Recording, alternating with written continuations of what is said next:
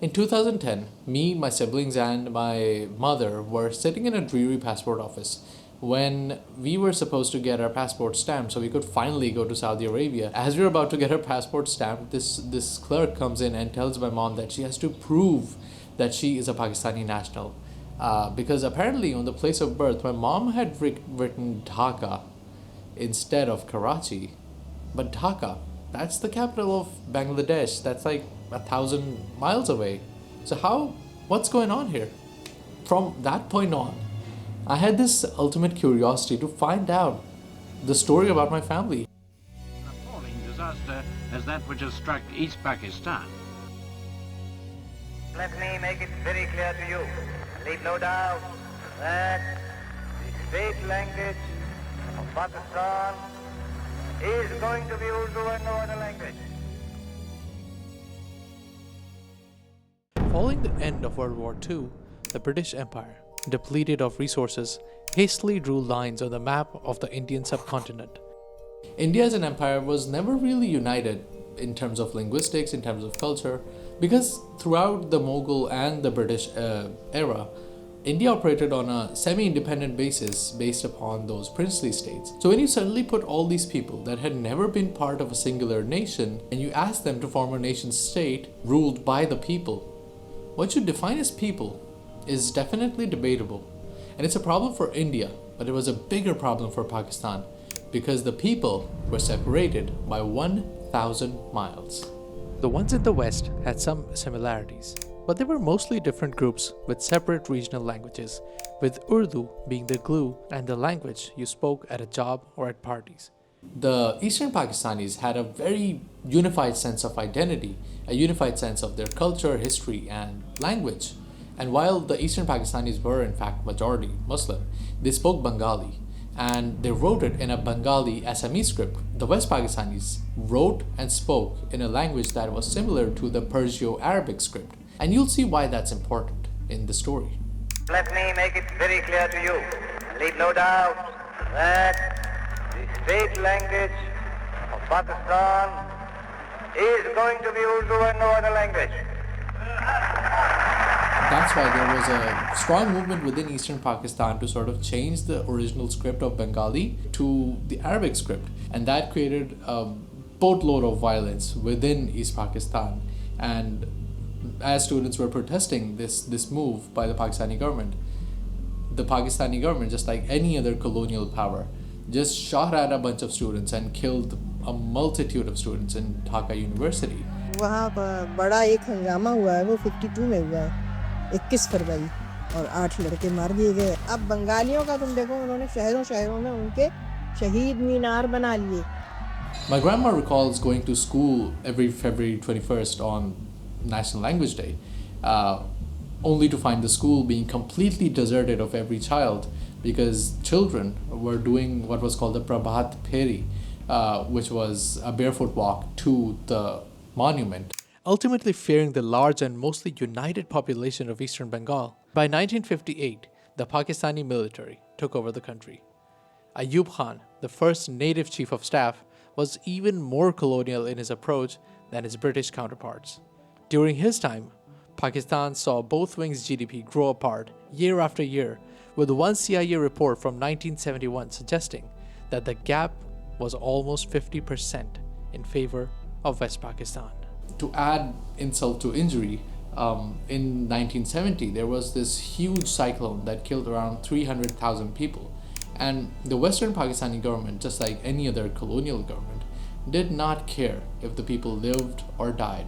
And they were slow to respond, and there were a lot of allegations about misconduct and negligence. And this meant that the 1970 election became a very crucial step for this nascent democracy. Mujib's Awami League won a landslide victory by winning a majority in the National Assembly.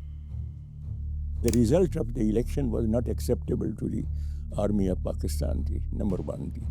They said, ये तो उधर ले जाएगा हमको, ये VHQ को he will get it transferred, to Dhaka and all other things. That is why Mujibur Rahman stood on the same racecourse ground and declared the independence of East Pakistan, forming a new nation called Bangladesh.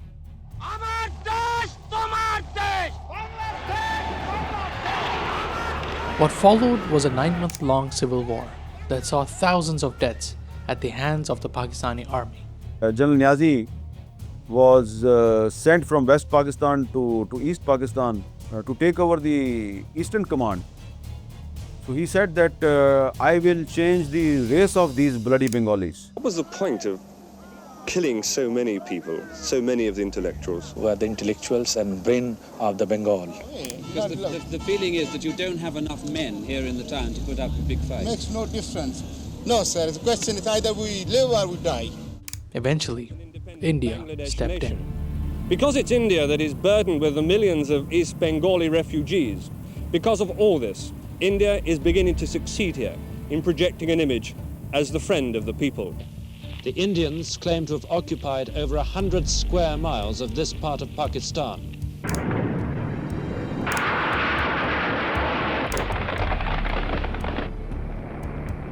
So the defeated East Pakistan Army returns to Dhaka along the Tungi-Jaidapur Road. Thursday, the 16th of December, is recorded as the end of East Pakistan.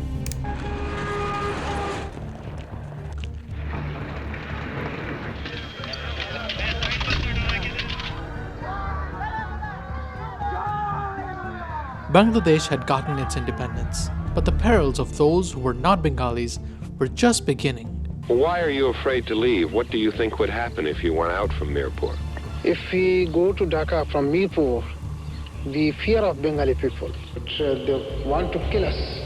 What I want to show you next is the eyewitness account of my personal family as they ran from a country where the definition of people didn't include them. To be a non-Bengali in Dhaka today is indeed a miserable plight.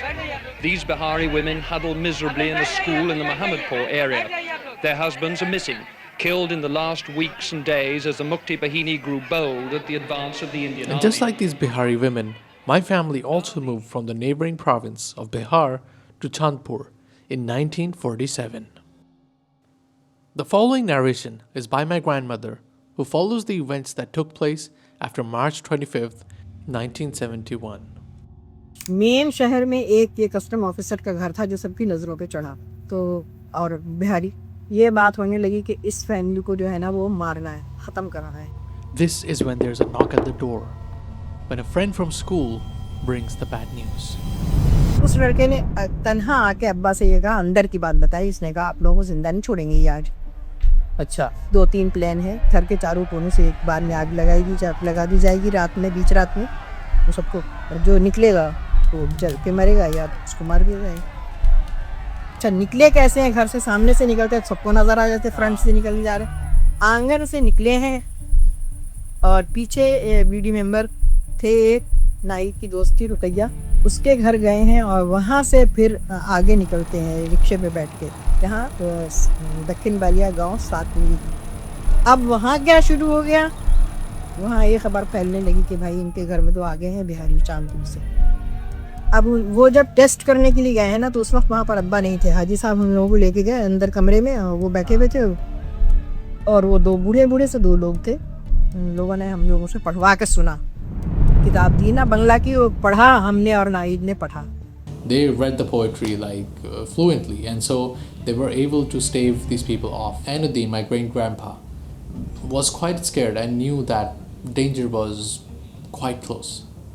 And so he decided one thing, and he went to Akhtar and made the very difficult call and told him that, Akhtar, you need to leave us right now, because if in case these people realize that we are not in fact Bengali, that we are Biharis, we would all get slaughtered at the same time, and I don't want to do that. So he asked Akhtar to basically go back to Chandpur. और ये लोग जब पहुँचेंगे ना चांदपुर, तो आपका बेटा army के लोगों से मिलेगा, तो शायद आगे ही हुई, अब तो इतने दिन हो गए, तो ये लेके आ जाएगा आर्मी को वहाँ से, तो फिर आप लोग यहाँ से निकल जाना. ये वो दिन था 2 अप्रैल. और भैया सुबह सवेरे नाश्ता करके वहाँ पहुँच चुके थे. एक उर्दू बोलने वाले थे, उनके घर पे बैठे. आर्मी तो उस वक्त तक चांदपुर में सेंट्रल संभालने को नहीं आई थी. पाकिस्तान की नेवी का जहाज़ था, जो वो जहाज़ घाट पे ना पेट्रोल लेने के लिए वो किनारे आता था, तो बंगाली उसको मारते थे, फायर करते थे, उसको पत्थर मारते थे, जो भी करते थे. तो पूरे शहर पे ना हवाई जहाज़ से गोलियाँ बरसाई में. अब भैया ने जब ये देखा ना कि उनकी आदत थी ना, कोई हंगामा, कुछ लड़के ऐसे होता है ना, हंगामा निकल जाएंगे बाहर, आप रोकते रहो। अब अब्बा रोना ना ऐसे बोलते थे, समझ में नहीं आ रहा है, एकदम खामोशी हो। तब तक तो आ जाना चाहिए था। उसके बाद 10-12 दिन और गुजरा होगा, 10 दिन गुजरा होगा। अम्मा और भैया सारे खेतों में हम लोग चलते हुए जा रहे हैं। तो फिर हम लोग चाँदपुर पहुँचते हैं। फिर रिक्शे में करके जाते हैं कि जिनके घर अब्बा ने कहा था कि बेटा तुम उनके घर में बैठना, अख्तर साहब के घर में। अब वहाँ पहुँचते हैं, तो वहाँ पहुँचो तो पता चला कि क्या हुआ। When they realized that it was a false flag, they were headed back home when Akhtar was spotted by his friends from university, who dragged him into the street and beat him to death while dumping him in a mass grave somewhere. The family still doesn't know where Akhtar is buried. The family, heartbroken, had nowhere to go but the place they could call home, hopping on small boats, crossing into India, Nepal, and eventually into West Pakistan. I don't want to paint the world further than I've done, and I want you to take this perspective with you and look at the world and see if you are excluding someone from that definition of people. Because I realize that it doesn't need a Holocaust level machinery to conduct a genocide, to conduct racial ethnic cleansing. It just takes people like us who are passionate enough in their idea that some people deserve to be called humans while others don't. Thank you so much for watching this episode. I'll see you in the next one.